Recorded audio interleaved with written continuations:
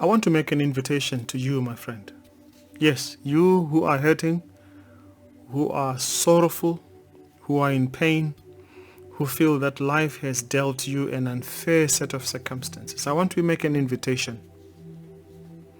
I want to invite you to you. I'm not asking you to go anywhere, but I'm inviting you to be you. What I've learned and I would like to share with you is that in this life, we are not owed anything by anybody. We must therefore be ready for life's adventures. Being alive is an adventure. And you must be ready to risk everything for love, for joy, for your dream. Go ahead and become a fool in your own game. Go ahead and become the fool. Do the unfathomable. Forgive those who have hurt you. Love those who persecute you. Do good to those who are mean and bad to you.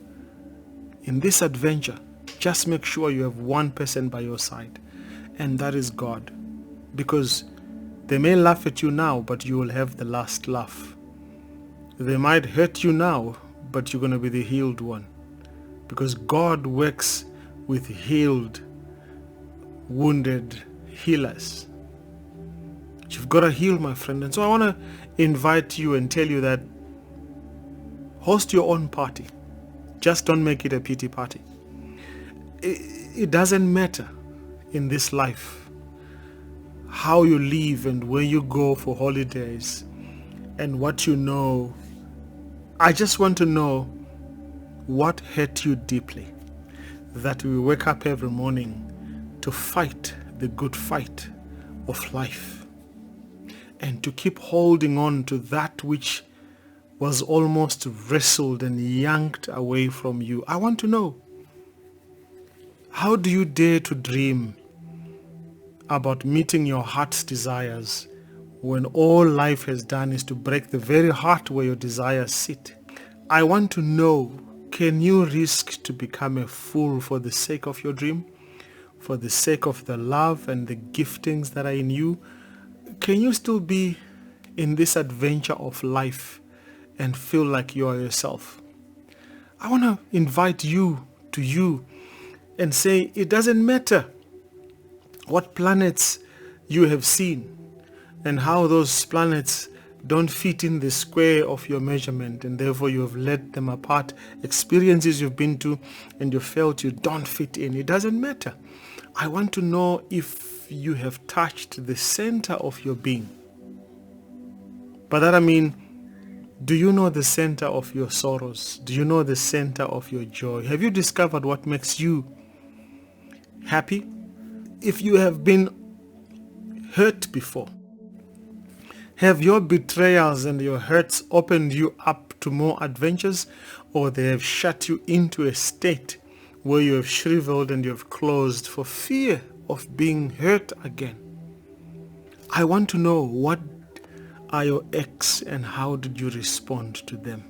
Did you open up to life or you shut down? Did you open up to love or you shut down to your hurt and your betrayal? I just want to know if you can be happy again and be responsible for making someone happy again. I want to know if you can still dance to your song and invite others to dance with you, or you would rather pick up your sword and cut everyone who comes around close to you. I want to know if you can still tippy-toe in this life, or run to your end date, or walk to your end date, or take a picnic while you go towards your expiry date, because one day we all shall vacate this place. We were not here 70 years ago. Some of us were not here 30 years ago. Some of you were not here 15 years ago. Life was rocking without you, and I can guarantee you, some of you are not going to be here 15 years from now.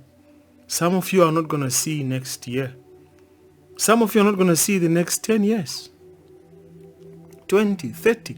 You are not going to be here, but the world may still be here and may be a better place and may continue to be the most wicked place.